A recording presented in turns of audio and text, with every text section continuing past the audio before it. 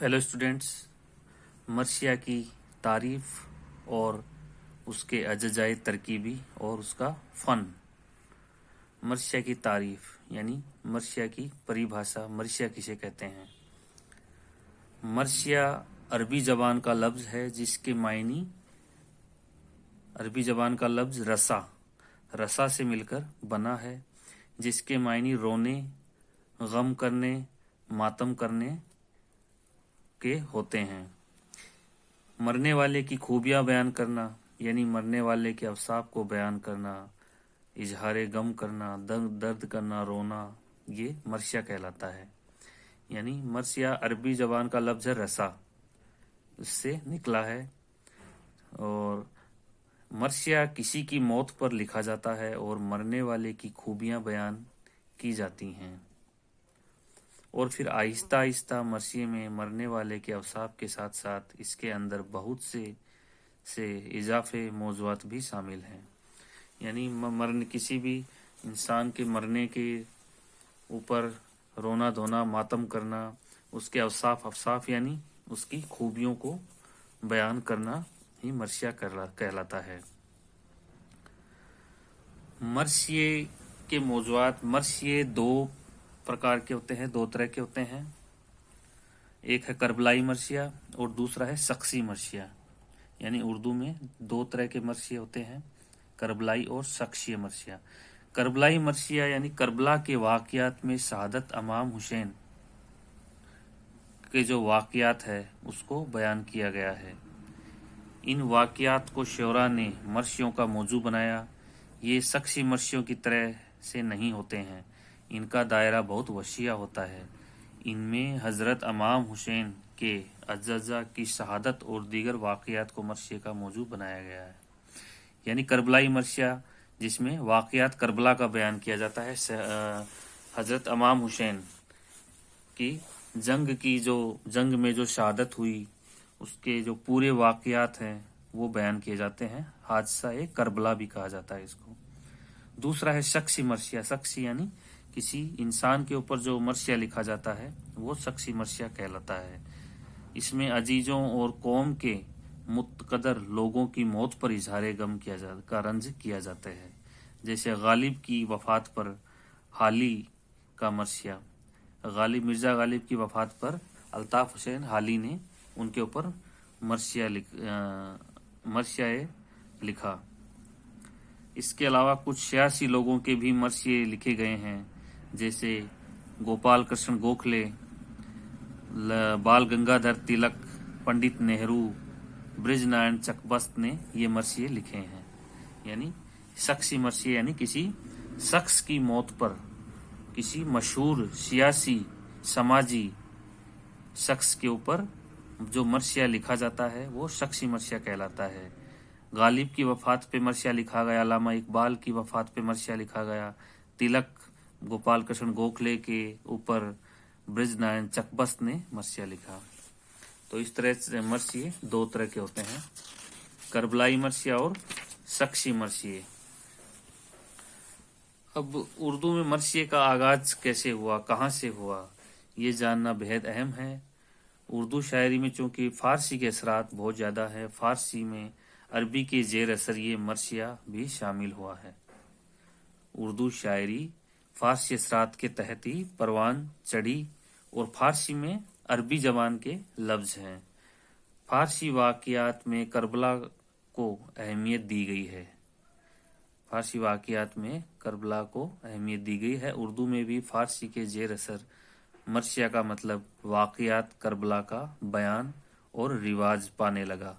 उर्दू में भी फ़ारसी की तरह है, वाक़यात करबला का जो हादसा था वो उसी का रिवाज बढ़ गया। दक्कनी शायरों में इनके नमूने बेकसरत मिलते हैं। यानी जो मर्सिया निगारी के जो इब्तदाई नमूने हैं वो हमें दक्कन में मिलते हैं। दक्कन में जो दीगर सल्तनतें थी, गोलकुंडा और बीजापुर के जो बादशाह थे, उनके दरबार में जो आलिम और फाजिल थे लोग थे, वो उस वक्त मर्सिया निगारी करते थे। उनका मकसद, लिखने का मकसद ان کا انعام و اکرام کی طلب ہوتی تھی، لیکن وہ بہت اچھے مرثیے لکھتے تھے۔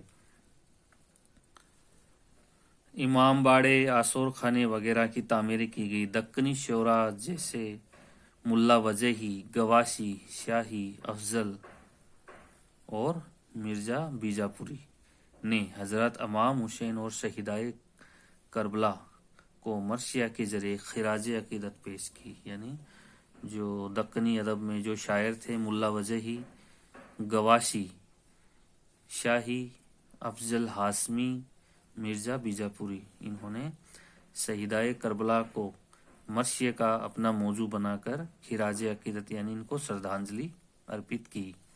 شمال ہند میں اردو شاعری کی ابتدا ولی دکنی کی آمد کے بعد سے شروع ہوتی ہے، جس کے بارے میں آپ جانتے ہیں۔ شمالی ہند میں جب ولی دکنی جب اورنگ آباد سے یعنی دکن سے جب دہلی آئے تھے، اس کے بعد ہی اردو پروان چڑھی تھی۔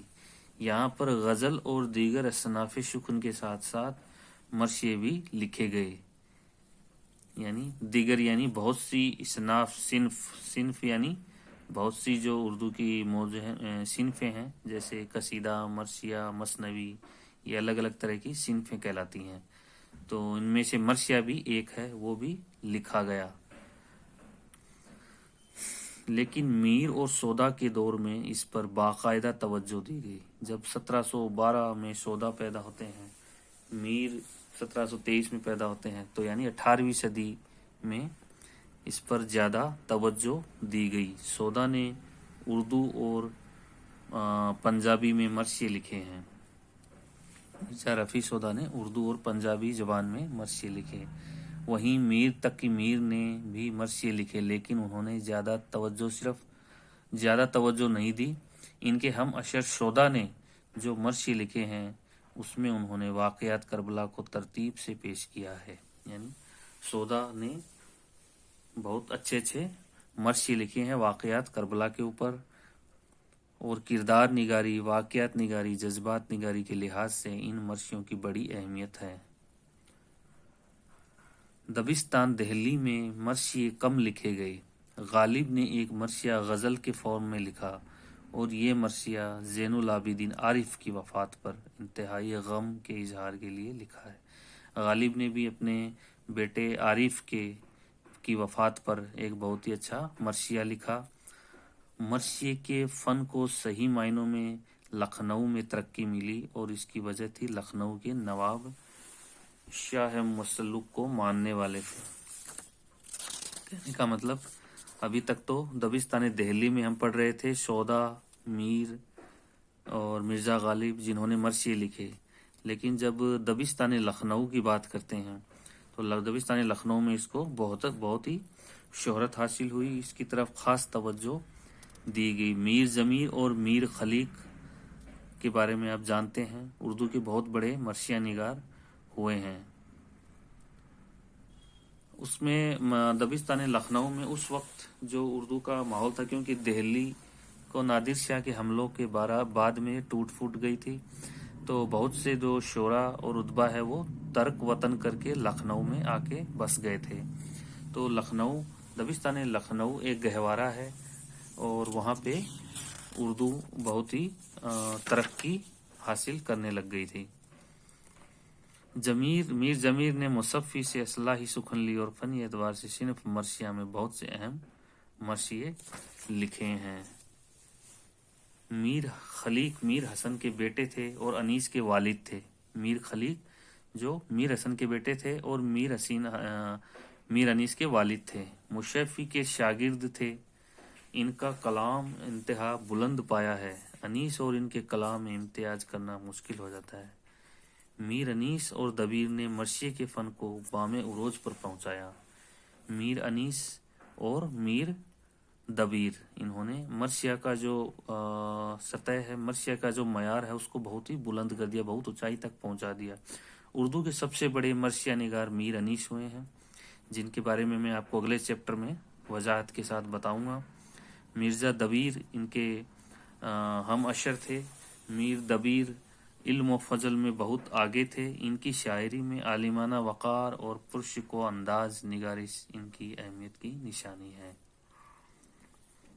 مرثیہ کے اجزائے ترکیبی چہرہ. پہلا چہرہ شراپا، رخشت، آمد، رزز، رزم، شہادت، بین. کل 8 مرثیہ کے اجزائے ترکیبی ہے. چہرہ یعنی مرثیہ کا تمہیدی حصہ ہے، شروعاتی حصہ ہے. اس کا مقصد یہ ہوتا ہے کہ قاری کو اس ماحول سے متعارف کر دیا جائے جس ماحول میں واقعہ ہوتا ہے. سراپا اس